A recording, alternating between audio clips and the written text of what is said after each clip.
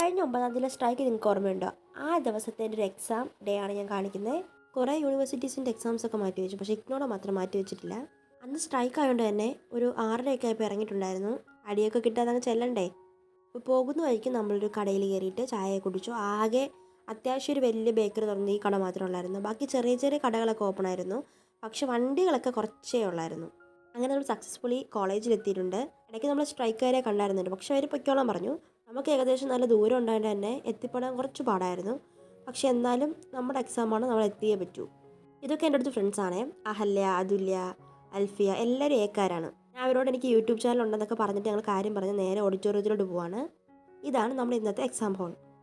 സ്റ്റുഡൻസൊക്കെ വരുന്നേ ഉള്ളായിരുന്നു. ആ സമയമൊക്കെ ആയപ്പോഴത്തേക്ക് 10 മണിക്കാണ് നമുക്ക് എക്സാം. അപ്പോൾ ഒരു 9:45 വരെ നമുക്ക് ടെക്സ്റ്റൊക്കെ വായിച്ച് നോക്കാം. അങ്ങനെ നമ്മുടെ എക്സാം ഒക്കെ കഴിഞ്ഞു.